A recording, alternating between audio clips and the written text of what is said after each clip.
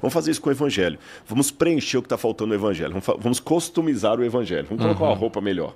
Aí eles criam os evangelhos apócrifos com justamente esses dois focos. A infância e juventude de Jesus.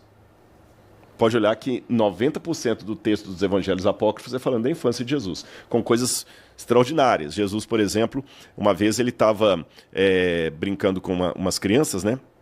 Aí ele transformou as crianças em porcos. E sabe por que ele transformou em porco? Porque os meninos queriam bater nele. Aí eles se esconderam dentro de uma casa e 3 chegaram para ele e falaram o seguinte: ou você adivinha o que tem lá dentro, ou senão nós vamos bater em você. Ele falou: adivinho.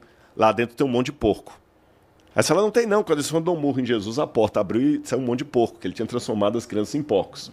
Aí os pais dos meninos que ele transformou em porco foram reclamar com José e Maria. Aí Jesus levantou a mão e os 2 caíram mortos. Para responder a questão da ressurreição, é o segredo. É muito místico esse negócio, o segredo, de contar o segredo. Aí vem o segredo. E qual que é o segredo?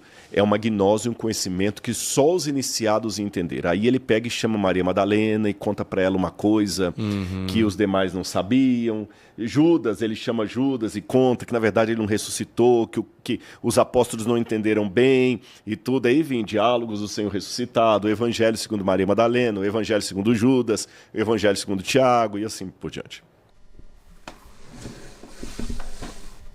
Irmão Rodrigo Silva, você veio a público ridicularizar os livros apócrifos. Você falou de crianças transformadas em porcos, de histórias bizarras, de evangelhos gnósticos, e em tudo isso, você parece ter esquecido algo fundamental. Quem sou eu para você e para esta igreja? A crença fundamental. Número 18 de nossa denominação declara que meus escritos falam com autoridade profética e provêm orientação, instrução e correção para a igreja. Os pioneiros adventistas reconheceram em mim o dom de profecia. O mesmo dom que você agora usa para criticar livros que eu mesma recomendei. Eu sou para vocês um apócrifo à Bíblia, e você sabe disso. Meus escritos não fazem parte do cânon das Escrituras. Assim como os livros apócrifos, sou uma voz adicional que ilumina a palavra de Deus. A igreja aceita minha autoridade precisamente porque crê que Deus continua falando além das páginas da Bíblia. Então, irmão Rodrigo, se você rejeita toda a revelação fora do cânon, por que aceita a minha? Mas deixe-me falar sobre os apócrifos. Em setembro de 1849, enquanto em visão, tomei nas mãos uma Bíblia contendo os livros apócrifos e declarei: pura e sem adulteração. Palavra de Deus, liga-a ao teu coração.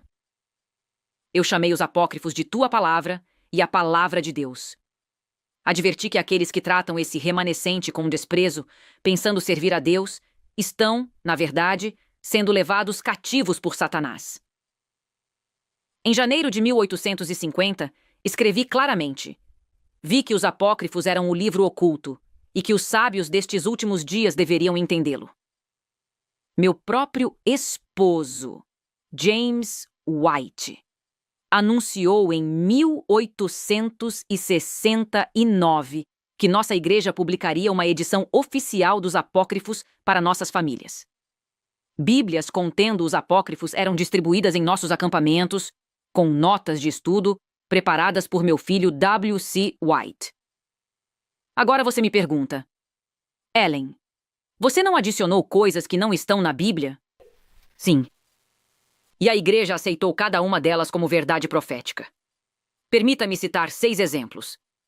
Primeiro, eu descrevi que Lúcifer era o maestro celestial, o líder da música do céu antes de sua queda. A Bíblia não diz isso. Eu vi em visão. Segundo, eu vi mundos habitados por seres que nunca caíram em pecado.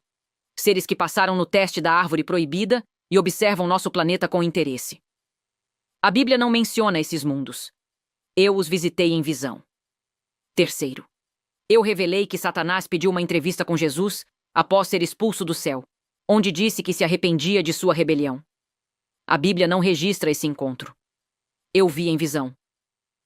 Quarto, eu estabeleci que o juízo investigativo começou em 22 de outubro de 1844, quando Cristo entrou no Santo dos Santos do Santuário Celestial. A Bíblia não especifica essa data. Eu recebi luz sobre isso. Quinto. Eu vi Enoque em outro planeta com 7 luas, não no céu propriamente dito. A Bíblia diz apenas que ele foi trasladado. Eu vi onde ele está. Sexto. Eu revelei que chá, café e carne de porco são pecado, e que o sábado é o selo de Deus sem o qual ninguém será salvo. A Bíblia não articula essas verdades dessa forma. Eu recebi visões sobre elas. Irmão Rodrigo, percebe a contradição? Você zomba dos apócrifos por conterem detalhes que não estão nas escrituras canônicas. Mas você aceita meus escritos, que também contêm milhares de detalhes que não estão na Bíblia. Eu mesma descrevi cenas do céu, da queda de Lúcifer, de outros planetas, de encontros entre Cristo e Satanás, de datas proféticas, de regras alimentares. Tudo isso vai muito além do texto bíblico. Se você rejeita os apócrifos porque eles adicionam à Bíblia, então, pela mesma lógica, você deveria rejeitar meus escritos também. Mas você não faz isso. Por quê? Porque a crença 18 lhe ordena que aceite minha autoridade profética. Então eu lhe pergunto: quem está sendo incoerente aqui? Os sábios destes últimos dias deveriam entender o livro oculto. Não queimá-lo, não ridicularizá-lo, entendê-lo. Eu escrevi isso com minhas próprias mãos. Ou você não conhece meus escritos? Irmão Rodrigo Silva, antes de criticar publicamente o que chama de apócrifos, olhe para a sua própria tradição. Olhe para mim e pergunte-se: se você aceita uma profetisa cujos escritos adicionam à Bíblia, por que rejeita livros que os próprios fundadores de sua fé consideravam inspirados?